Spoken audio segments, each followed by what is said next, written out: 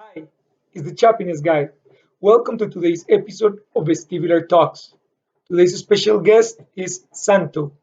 Santo is a video specialist, photographer, and creative director for Producers Cut Media. Santo is also suffering from a vestibular disorder. He's going to discuss with us how his journey began, the symptoms, and what kind of steps he has taken in order to improve and get better. I hope you like the episode. Remember to like, share, and subscribe. Find your happiness, guys.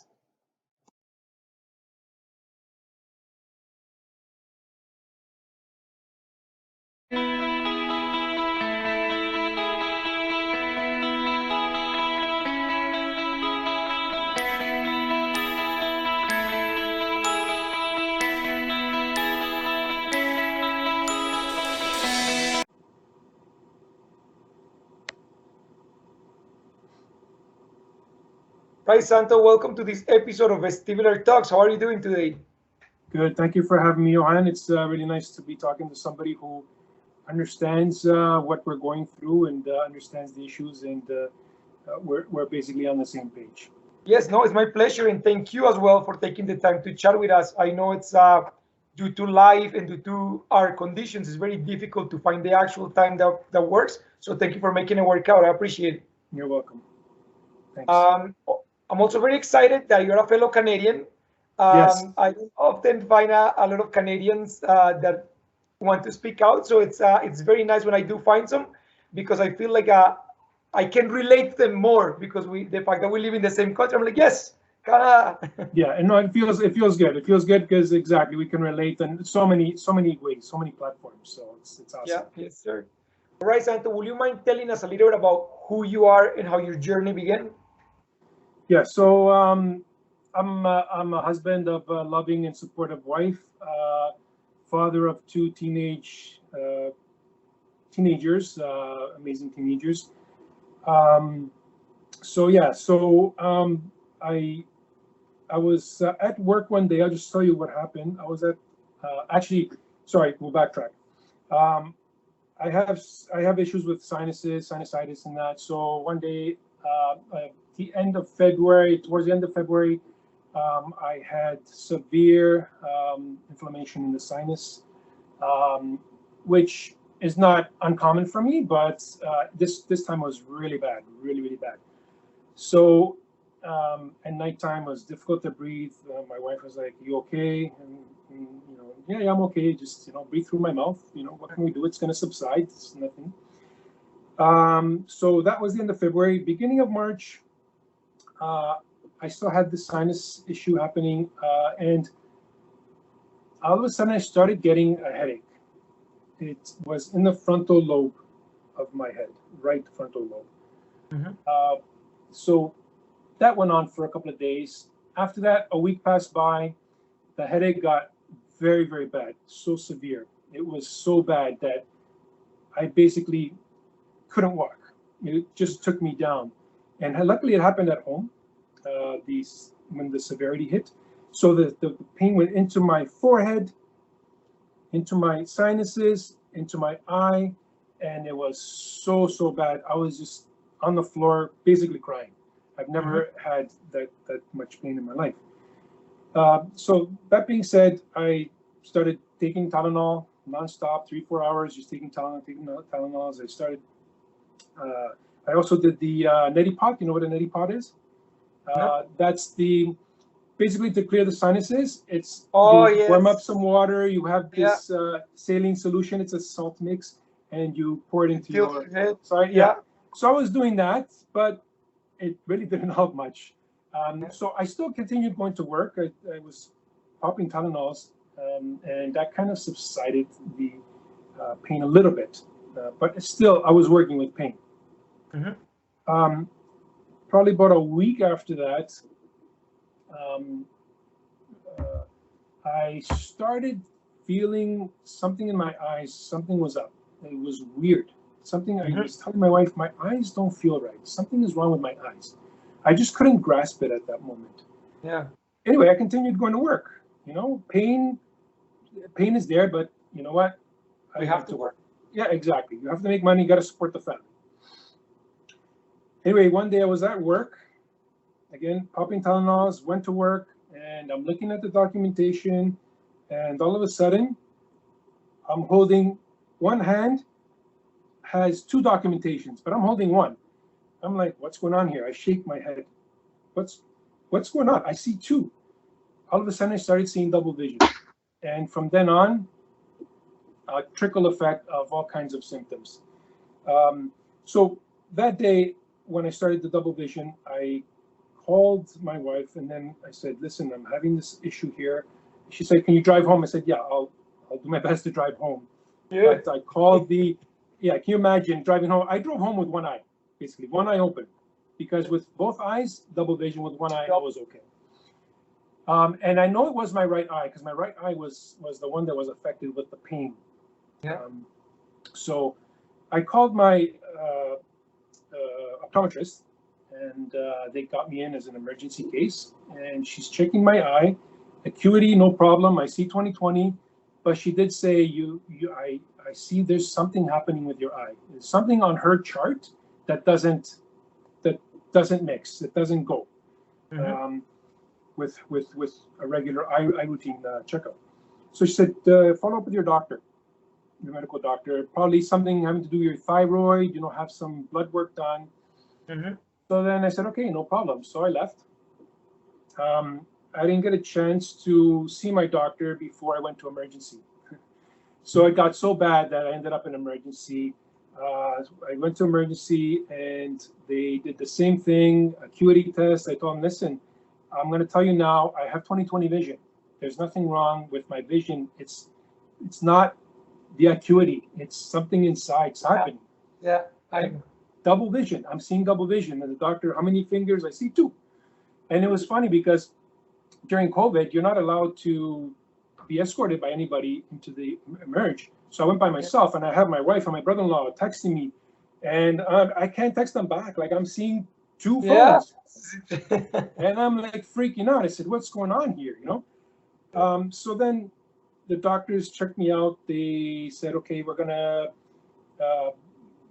send you to an ophthalmologist and internal medicine. So I went to the ophthalmologist, and the ophthalmologist again didn't see anything. He said, come back in a month or two. And that was no good for me, because I don't want to have this for the next month or two. Oh, of course. It's extremely nerve-wracking when your eyes, we rely so much in our vision, and when you're seeing double of everything, like that's very difficult. Yeah. I'm telling you, and it was traumatic for me. It was so traumatic. I thought I was losing my vision. Honestly, I didn't know what was going on. In the meantime, remember, I still have this pain going on. I still have this pain. So internal medicine, it's all phone calls. They said, okay, they did MRIs, they did CAT scans, all clear. They actually did an ultrasound on my artery in my neck and my temporal artery. So that came back with a result of possible temporal arteritis, which is giant cell arteritis, which is inflammation in the arteries in the head, which that could lead to blindness. So they were really worried about that, that I had that. So they said, we suggest that you do a biopsy. I said, a biopsy? I said, okay, I mean, whatever it takes at this point, whatever it takes to find out what I have. Yeah. So we did the biopsy, and that came out clear. You don't have temporal arteritis, so thankfully I don't have that. Yeah. But still, my symptoms, I started getting worse. I started getting horrible fatigue. The fatigue factor was so bad, I couldn't even get off my couch to go to the kitchen to get a drink of water. It was so bad. And as we spoke of before, my vision, if I would look at something, scan the room, I would see like stop motion. The scenes, yeah. It's like an old movie scene, like stop motion, and that really freaked me out as well. I said, "What's going on here? This is terrible." Along with the headaches moving around my head, in the back, neck. It was so bad. And then, not the biggest one of the biggest issues too is the dizziness as well. So the Yeah, dizziness wow. was 24/7 for me, 24/7. So I was stuck on the couch, couldn't move, dizzy, couldn't watch TV, couldn't watch my iPad, barely could look at my phone. So Yeah. yeah, so it was very debilitating to say the And at least. that point, you still didn't have like a proper diagnosis in No, order to get a proper quote unquote no, treatment no, that I didn't. to So resolve. Yeah. exactly. So then I went to my GP, and he gave me some medicine for the pain, the Topamax. I'm sure a lot of people in our with our issues have tried it. Yeah. And in the meanwhile, I asked him. I want to see a neuro ophthalmologist, Yeah. and I want to see my ENT. So I already actually called my ENT because I saw her last year for something for my sinuses. So I made an appointment with her, and I went to the neuro ophthalmologist. So I went to the neuro ophthalmologist first. That was the first appointment, and by this time, it's almost 2-3 months that passed. Mhm. Um, the double vision had slowly subsided, Okay. which was good. I Yeah. still had the vision issue with the tracking issue. Yeah. I still had the pain. I still had the dizziness. And dizziness meaning that I just turned my head like this, and that's it. That's Internal it. dizziness. It was not vertigo. I didn't have vertigo. Yes. Yes. But you know what it is. It's that background dizziness that's always there. Sometimes it's more, sometimes it's Yes. less. And it's so disturbing at the same time. It's, you know, but between that, my vision, and the fatigue, I was useless. I was basically useless, and I felt useless. And you know what, Santo? That's the physical, but we're not even discussing the mental toll that takes into a person because your vision. So you're relying into your eyes and you have this fear now, like what's wrong with my eyes? The dizziness, you feel off balance, you don't feel like yourself, you feel like you're constantly like off inside. So you're trying to coordinate with your brain telling you, no, we're okay, we're standing straight up, we're balanced, we're not Yeah, falling down. And then on top of that, the pain, which pain, as you know, it's very frustrating to people that feel it because it gets to a point that the intensity sometimes people rather, and excuse my language, and I apologize for what I'm gonna say, but people almost say I would rather be dead than feeling this yeah, constant pain in my body. yeah. So that takes a mental toll in a person. Yes, absolutely.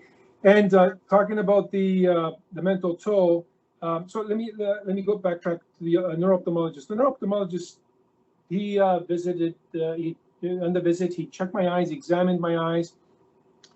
He came to the conclusion that I may have had transient ischemic attack, so a mini stroke Mhm. in my right eye, in the fifth nerve palsy. Okay. Because I had a bit of swelling as well in my face and I had ptosis, so the swelling of my eyelid, Okay. he came to that conclusion, which I don't know if I was happy with that. My GP really didn't agree with it, Mhm. because there's no sign of any of that. So anyway, um, during this process of going to doctors, I tried my best to challenge myself to get off the couch, to go outside, to go for walks. I actually went with my wife one time, grocery shopping. As soon as I walked into the grocery store, bam! Yeah. All the detail in that store, just I could not survive walking in that store. The shelves with all the groceries and the packages were moving. The Yes. shelves were literally moving. Yes. The And details of going down the aisles, I couldn't take it. I had to support myself with the cart, shopping yeah. cart. Not Yeah. only that, my wife had to hold my arm. She says, "Are you okay?" I said, "No, I'm not okay, but you know what? Let's just walk a little bit." I lasted maybe 2-3 minutes. Let's go. Let's go home. I Yeah. can't do it. It's an overwhelming input of information for us because Yes. The lights in grocery stores are those Yes. fluorescent lights. Yes. All the different packagings and different things, Yes. the narrow aisles, and the sounds like they are paging people. People are screaming. People are talking. So it's like you're being bombarded from every angle. It's yeah. It's it's I get it's it. definitely overwhelming for the brain. And I'll tell you something. It's actually funny because before this happened, I used to go to grocery shopping with my wife often, and I kind of used to make fun of people who used to wear sunglasses in the stores, right, in the grocery stores. And I said, why are they wearing sunglasses in stores? Like, I mean, this is there's no sun here. Lo and behold, I happened to be one of those after. Like, I could not go into Yeah, stores same without my here. sunglasses on because of photophobia, Yeah, right? I had sensitivity to light so bad that I could not walk into any store without my sunglasses on. yeah, So it kind of came back to me. Okay, so you know what? Maybe that's why I shouldn't make fun of people or question. Maybe they have health issues, and that yeah, kind of taught me a lesson. But yeah, the photophobia, all that. So that being said, I researched and researched online. Like, there's got to be something that. What do I have? The doctors are not getting it. I've been to rheumatologists. I've been to neurologists. I've been to um, all kinds of doctors, and the one doctor that kind of suggested migraine was mhm, my ENT. yeah, Amazing doctor. And this is the key to with these type of issues and diseases. You really have to have a doctor that um, understands and is willing to listen, yeah, because doctors must listen to their patients, because the patients can almost, like, I almost told her basically uh, word for word what the symptoms. I basically almost told her what word for word. It was easy for her to say, you know what, I think you have this, right? And yeah, I said, migraine, vestibular migraine. What's that? Like, I mhm, mean, I had never heard of it. So that being said, I haven't been officially diagnosed. I'm still in the process. I have to go see another neurologist in a few months that she recommended. So she's recommending a neurologist that's basically, I guess, a specialist in head issues. Um, so she's amazing, and I should have a call with her tomorrow, just a follow up call. So again, I come home. I still have these symptoms. I I'm adamant. I gotta find out what's going on with me. I gotta find out. So I'm searching. I'm going online. I'm going to YouTube. I even searched. I even come across people with vestibular neuritis. I said, hey, this is maybe what I have as well, right? So then I researched. I saw some videos on uh, a neuro optometrist, yep, and they they deal with training, visual therapy. So I said, there's got to be someone around here, right? Like, I mean, I live in north of Toronto. There's got to be somebody in the GTA that is a neuro optometrist. Lo and behold, I find somebody. I give them a call, and I'm telling you, Johan, I spoke with the therapist, no word of a lie, about 20 minutes on the phone. I was asking her questions about what I'm experiencing, my issues. They listened to me wholeheartedly, and I said, you know what? Book an appointment. I'm gonna come see your doctor. I went to go see the doctor, and I'm telling you, um, it was an amazing experience. Again, going back to, you have to you have to feel right about the person you're seeing. You have to yep, feel right. They have to understand where you're coming from. They have to listen to you. My first appointment with my neuro optometrist was 2 hours long. wow, 2 hours long. She took her time with me.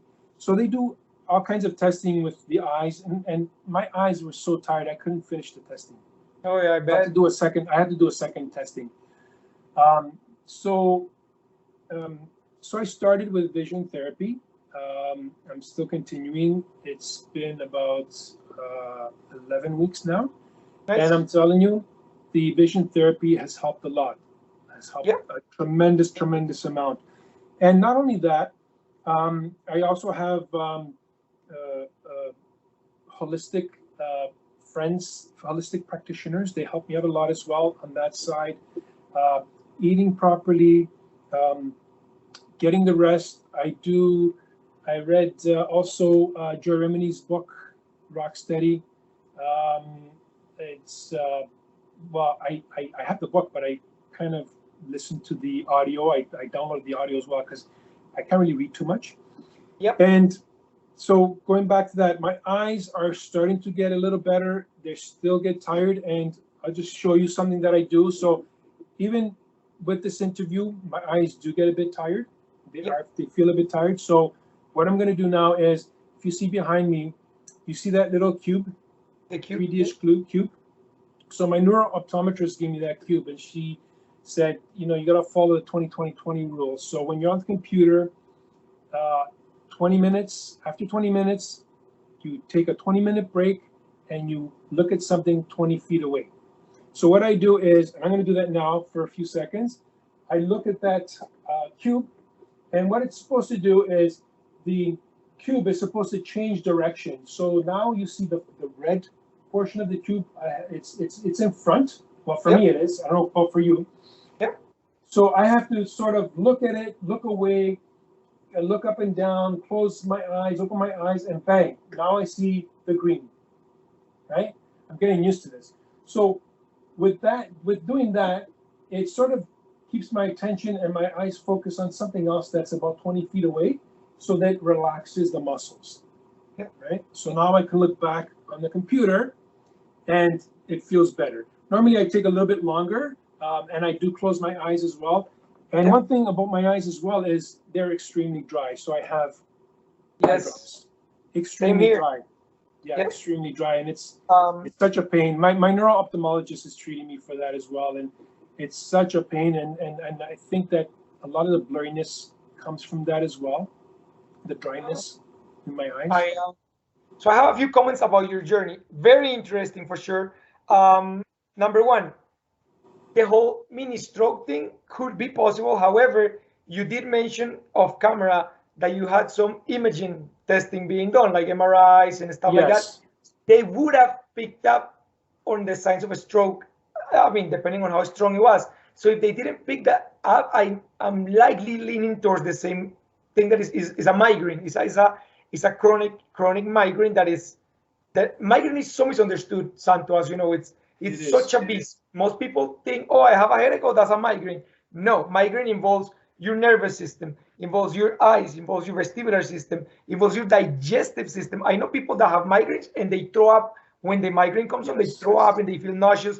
So migraine is such a beast, and people don't really understand how complex it can be. The other thing, your sinus infections, I do feel, Santo, that because we're predisposed to these migraine conditions, whether because it's our genetic makeup or we got hereditary from our parents, our mom, or whatever, I believe that we get kind of like more affected when we get a virus. For example, sinus infections are often caused due to a virus. I've never had allergies to anything, but there was a time when this started that I started feeling postnasal drip, constant postnasal drip. And then I was feeling like my ears were really plugged. It was hard to breathe. So my eyes will get super dry. So the doctor is like, oh yeah, you have allergies. I'm like, but I've never had allergies before. And he's like, well, welcome to the club. Now you have allergies. So I think part of what triggers this chronic domino effect is that, like a viral load, whether it is Epstein-Barr virus, whether it is something else, I think it triggers something in our system that we're predisposed to be suffering from it. So it kind of like, it's a domino effect. Yeah, I can't agree with you more. You're absolutely right about that. Also, you know, going back, let's backtrack a little bit. Going back to the anxiety aspect of it. The anxiety hit me so hard at one point that I was waking up in the middle of the night with startled, as if I had a nightmare and couldn't breathe. It happened for so many nights for over a month. I lost 22 pounds as well. Yeah. A lot of weight I lost, 22 pounds, and everybody, my family's freaking out. Like, Santo, are you okay? I said, listen, are you eating? I said, I'm eating. I'm eating healthier, but I'm eating. My appetite is there. I don't know why I lost the weight. I cannot gain it back. Actually, I gained about 3 or 4 pounds back, but the anxiety aspect of it is probably one of the worst Oh, symptoms. The I worst know. symptom, because it plays with your mind so much. Oh, yeah. The derealization, the Mm-hmm. is like, at one time I was sitting at home and I'm looking at my wife, I'm looking at my kids. I said, they're here, right? This is real, right? I'm thinking, I'm asking myself the question, they're here, I'm here, and they look. It felt like I'm in another dimension. Yes. Okay, it Yes. feels like I'm not present. I'm in another dimension. This is not 2021. This is somewhere else. You Yeah. know? You almost feel you almost feel like you are watching yourself. It's almost like your soul is behind you and you can see you and the people in front of you. It's such a weird sensation to describe. And Yes. that anxiety that you mentioned, I can relate so much to you, Santo, because I was waking up in the middle of the night with panic attacks. I would wake up Yes. like hyperventilating, and my wife is like, "Are you okay?" My heart will be racing, and I'm like, "No." I'm like, "I don't feel good. I don't feel good. I don't feel good." And I've never had that in my life before, so it's very overwhelming, like you mentioned. And the derealization is a symptom that many people also experience, but rarely anybody really addresses. And it's a normal, quote unquote, mechanism of defense of our brain to detach Yes. itself from a traumatic reality event. So that's why our brains do it. So eventually, when things get settled down again, you kind of regain Yes. your composure. Yeah, yeah. Yes. Absolutely. And I've read and I've seen online that it comes from anxiety as well. And again, it's a defense mechanism for the brain. So that kind of calmed me down a little bit, but I can't help it, but kind of freak out, but freak out a little less when I get that derealization. It happens almost on a daily basis. But I find that if I distract myself and I just Yes. go on with my daily whatever I'm doing, talking or talk to somebody at home, or it kind of not goes away, but I kind of get away from it. But it is very scary, It very is. very Oh, scary. absolutely. And I what has helped me, and I tell people sometimes, is laughing therapy, because when you laugh, your brain kind of gets distracted for a second. So you listen to a podcast that makes you laugh, or if you can watch a movie, watch a funny movie, Mm-hmm. because then your brain is kind of like, oh, okay, so we're not in danger. So it kind of like calms down. Also, cold shower, Santo. And I know you live in Canada like I do, and it sucks. Like I've been doing it for 2 years, and it does not get any easier. Johan, I But admire you because I friggin' hate cold. I hate the cold. I hate cold showers. I tried it. I admire you for doing it for what, a year now, I think you've been doing it? 2 years, two 2 years. years. I admire you for that. And And I agree, it does work from what I read yeah, and understand. But I admire you because I couldn't do it. it's hard. Yesterday, for example, it was a very cold day here in Calgary. I think in the morning it was, I think, to -1 degrees. Santo, the water was like ice. I was like, oh no, I'm not gonna do this today. But I was like, no, no, I gotta do it. And I did it, and it helps. But it's very very difficult. It's not fun. I'll tell you that much. It's not fun to Yeah, do. yeah. I understand. It's sort of like shocking to the system and It to the is. It is. nervous system and the vagus nerve. So I read up about that as well. In the beginning, from my holistic friends, they said, get a bucket of water and put your feet in it, and your hands and your face. Okay. So I was doing that in the beginning because I didn't want to do my whole body because it's just, for me, it's just too shocking. But feet, hands, and face, I did that for a little bit, for a good month maybe. I did that.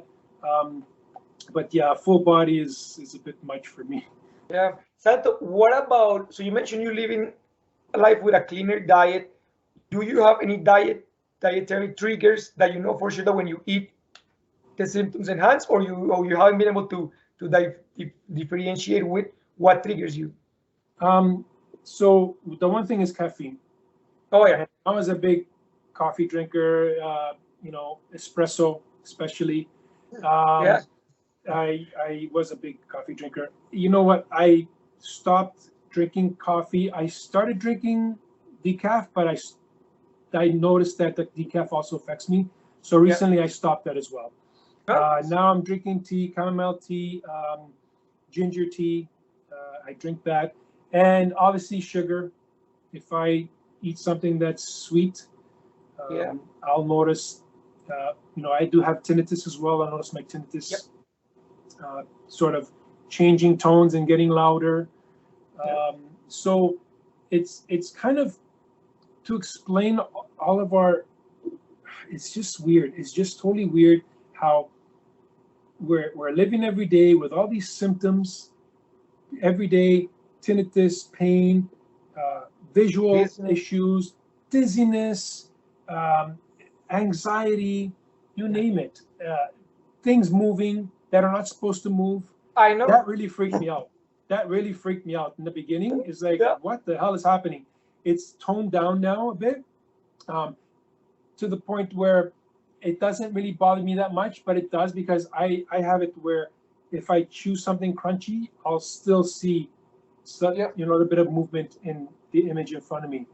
And especially with patterns, if you have like a curtain that has patterns or a carpet that has Mm-hmm, patterns. mm-hmm, I'm 2 years and a half into my journey, Santo. And mm-hmm, yesterday we put a blanket, a bed cover over my bed, and it has a bunch of mini elephants that are black and white. mm-hmm. And from the corner, from my peripheral vision, I could see the elephants vibrating and moving up and down. So it's trippy because Yeah, you're trying to fight with your logic, saying that's not moving, that's yeah, still, it's just my eyes playing tricks on me. So you're trying to reassure your brain that it's yeah. okay, but it is trippy because you Yes. feel, you see the image moving next to you. Yeah. And Johan, it's to the point where even in vision therapy, I don't know what's normal anymore. I did some movements for vision therapy, and I said, "Oh, I saw this." They said, "Oh, that's normal." I said, "Oh, it is? Okay." And then I'll do something else, and I saw this now. I go, "Okay, so that's not normal." So it is trippy because you don't know Yeah. what to believe. Your own brain Yeah. doesn't know what to believe anymore. And the thing is, before this, I was obviously busy working, doing some part-time work, family, go, go, go, go, go all the time. And now this hit, and it's like someone pressed pause on my life. Yes, It's that's like the one. pause button, that's it. Now, I think it possibly, I like to see it as a positive way that maybe I was doing too much. Mhm. Maybe I needed this. I'm 52 years old and I've been working all my life. Go, go, go, go, go. I didn't want to take a break this way, right? But I'm kind of thinking, you know what? I have this. This is the cards I'm dealt, and I have to deal with it. I have to do what's best for my body to heal because I do believe the body will heal itself Oh yeah. given the right tools. Tools meaning again, Yes. um, the right. You have to have the right people around you. Eat properly. Get rid of negativity. It's Yes. it's all a whole. It's holistic. Oh Even yes. though, you know what, the meds are there as well. I do take some Yeah. medication as well. I Yeah. don't want to. I didn't want to, and I hate taking it. But at the same time, if I need that as a stepping stone to get my life back, I'll do it temporarily, and then wean off, and then go back it's a to very it's a very individual journey when it comes to medication, yes, and I was talking about this with someone before, because not all medications, like something that works for me may not work for you, even if we absolutely, have similar conditions. It might not be the same, or the dosage that I'm on might not be the right dosage for you. It might be too high, it might be too low. It really depends. So it's a journey that everybody has to find on their own, and they need to be ready for it. Like you mentioned, I did it without medication for 9 months, and I got to the point that my neurologist said, buddy, I kept telling my neurologist, I'm like, no, I'm going to do with neuroplasticity. And he says, yes, but do you know that neuroplasticity works both ways? If you if you remain in a perpetual state of dizziness and chronic state, your brain will use neuroplasticity to adapt to that, thinking that that's your new normal.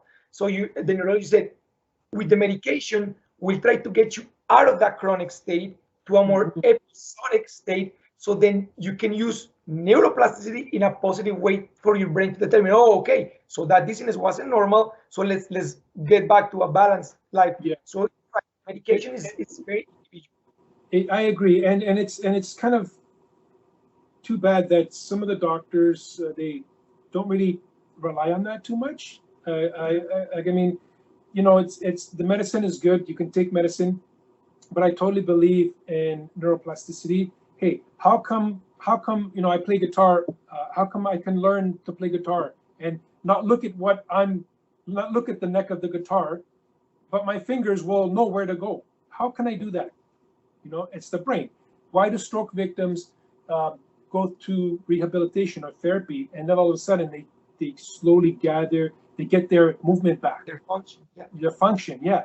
So that's neuroplasticity, right? Yeah. And, Yeah. and because a lot of people will knock vision therapy, oh, it doesn't work. Well, I'm living proof that it works. Yeah, me For me, too. it I did it works. as well for Yeah, 16 weeks. Yeah. yeah. And Um, for me, it was a major stepping stone for me. I'm not finished yet. I still have a ways to go, but I know that with what I'm doing, I'm getting better. As the yes. weeks go by, I'm getting better. Even my wife's noticing. But why I'm getting better is because I'm doing everything that my body is telling me to do. Yes. If I Like take a medication, because I've been taking some medications in the past where my body's saying, "Uh, it's no good for you." You feel it. I know yeah. that some medications you got to give it time, but you kind of know your body as well. Yes. And so I went through a few different types of medications as well, and now finally I think I have the right ones that is going to help me, get back to a somewhat normal life. Yeah, yeah, you're right, and you're right. Like I've tried other medications, or even the ones that I'm on right now. I tried higher dosages, and I felt how my body right away rejected it, and I was like, okay, I'm gonna give it a few weeks to see, and my body kept getting worse and worse, and I'm like, no, that's not right for me. So I had to play with the dosage a little bit and Yeah, exchange some medications, and yeah, then I felt more like, oh, okay, now this is yeah. more manageable. And you know what, Johan, we have to really be our own advocate. We Oh yeah, really have to, because this is something that, and I don't like the term vestibular migraine. I don't like that because the migraine aspect of it, oh yeah, it's just a migraine, it's just a pain, it's nothing. No, it's not nothing. I usually like to say it's um, a vestibular dysfunction or yeah, yeah. disability or something that's, when you put migraine into the sentence, it's kind of like it's kind of like toned down. People underplay it. Yeah, Yeah, but it's not like that. And and you have to really believe in your own intuition as well. oh, yeah, For instance, I'm on a medication I think you're taking as well. I think it's nortriptyline. yep. Yeah. So I went through tons of medications with my doctor, and he's a really good doctor. He's a really good GP. He listens, and since I'm familiar with pharmaceuticals because of my work, he tells me, okay, what do you want? Like, what you did your research. I said, let's try this. And I'm telling you, when he gave me the prescription, I had it in my hand. I'm looking at it. My wife was driving me to the pharmacy, and I had a good feeling about it. Yeah. Honestly, I look at it, I said, you know what? Deep down inside, something is telling me this is gonna Yes. be the medication that's gonna help me get to that next Yes, you have to level. feel that peace with it. Yeah. Yeah, and it's and again, it's intuition, and you know what? I feel so bad for my wife and my daughter because they were my chauffeurs. I felt so bad. They had to drive me everywhere. Now I'm starting Oh, to drive a little bit, but how can you drive? How can you drive yeah. being No, dizzy? it's I know. And The one time I had to drive, I drove myself to the clinic when I had the ultrasound on my neck and my head, and I don't know how I did it. Seeing double, I shouldn't have driven, but at that point, my wife was working. My daughter wasn't available. She was doing schoolwork, so I had to do it. oh But yeah, it's how terrible it is to drive in that condition. I give thanks to God, Santo, because of my family as well. Like I and some very close friends. I lost a lot of friends because they didn't want to be part of this journey, and they kind of like said, "Oh, you changed. You're not the same. You're not the same fun guy, and whatever." Uh, but I became closer to my wife and my son and to God because Good, I don't know how I would have done it without him. Like good, I don't know. It's good. And you know what, Johan? Those are not your friends. Those oh, I people know. are not I your friends. realize that now. I'm the same. I have a small group.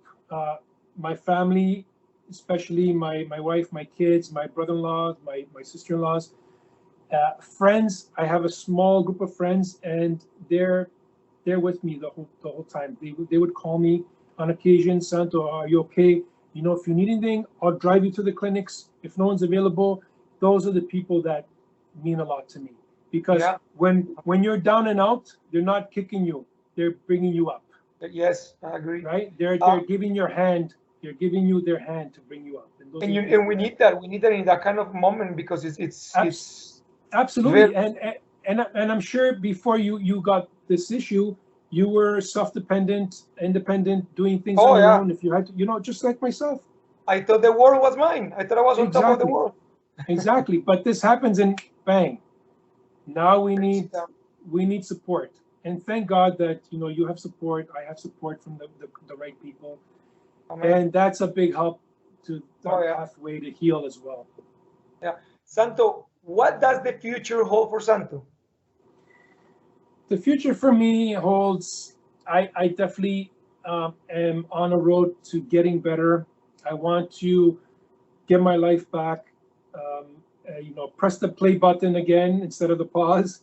I'm on pause right now, but press the play button and slowly, I think I'm getting there. Seems like I'm getting there, and just go back to being the person I was and being a good person and helping people as well. Because even at work, I like to help people, and if I see somebody who's struggling with something, if I can lend a hand, sure, why not? I'll lend a hand to them, and being with my family, and guiding my children through life as much as I can.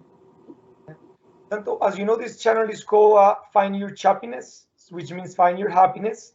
How does Santo find his chappiness? Um, my happiness again is with my family and my friends, the people around me, the close people around me that support me, and what that I will support them even if I'm in this condition. No matter what, I will support them 100%. That brings me so much happiness. And what brings me happiness today is talking with you, Thank you. and talking with somebody who truly understands Yeah. what we are going through. And Yeah. it makes me very happy that I got the opportunity to speak with you and have this chat and reminisce about our issues. Sometimes you talk to people about your issues and you think, yeah, you know what, they really don't want to hear it. But I know that with someone as yourself, you're happy to hear it because it's a similar story, right? And I we get it. can we could relate. It's the same book, same page, right? Yeah. Santo, my last question to you is if someone wants to find you, to talk to you, to reach out to you, where can they find you? Um, I don't have a channel dedicated to vestibular issues or anything like that, but I do have, my part-time business. I'm on Instagram as Producers Cut Media, or they can just put my name in, Santo Garofalo, my last name, and they can find me on Instagram. And I'm happy to chat with anybody that's going through the same issue at any time. Awesome. Well, thank you very much. This has been a lot of fun and very empowering because I'm like, yes, I relate to that. Yes, I know how that feels. Yes. Yeah, it does feel good, Johan, to know that someone is experiencing the same Yeah. thing. And I hope that we can catch up again sometime soon and we can update each other on our progress, our plans, life in general. So yes, you have a new friend in Calgary, Yes. and yeah, I'll be if you ever want to travel this way to Western Canada, you're more than welcome. Maybe one day I will. I All would, I right, would love to come by and visit sounds for good, sure. Santo. Have a wonderful day. Thank you. Thank you. It's been a Bye. pleasure. Thank you so much. Bye. Thanks. Bye.